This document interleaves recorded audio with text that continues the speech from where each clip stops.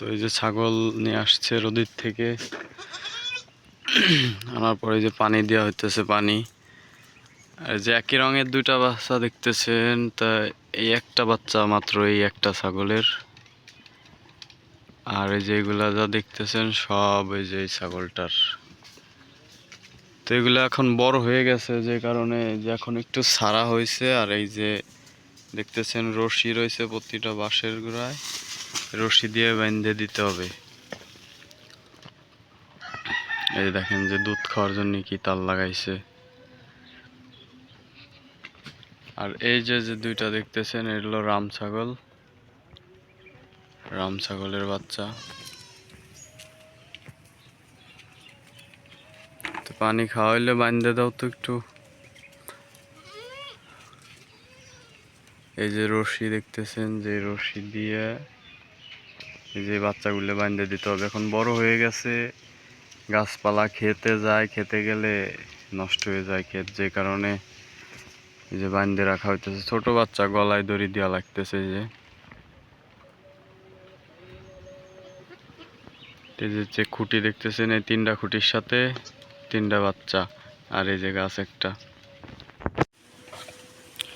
আসলে বাচ্চাগুলা মানে গলায় রশি দিলে খারাপ লাগে, এখন কিছু করার নাই, যেহেতু চারিপাশে এখন মাঠে ফসল আছে, যে কারণে নষ্ট করে ফেলাই দিবে। আগে একটু ঠিক হয়ে গেছে। হ্যাঁ, ওই ছাগলের বাচ্চাটা ল্যাংড়া, আগের চেয়ে একটু ভালো হয়েছে আর কি। পাও পাও একটু ভালো করে ফেলায়।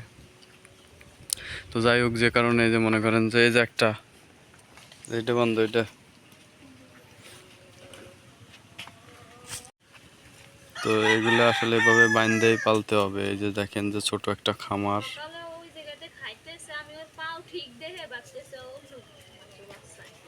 আমিও তো প্রথমে এটারে দেখে মনে করছি যে কাকার বাচ্চা, পরে দেখি পাও আস্তে আস্তে ভালো হইতেছে। তো এই আর কি খামার ছোটখাটো, ঠিক আছে, এই আর কি। তো মোট টোটালি 7-8টা ছাগল হয়ে গেছে অলরেডি, ঠিক আছে। আর পানির বালতিটা একটু সরাইতো ব্যাস। তো এই যে ওইটার বাচ্চা, এই একটা হয়েছে বাচ্চা। তো বাচ্চার সাইজ কিন্তু বড় হয়েছে, কারণ একটা বাচ্চা হয়েছে।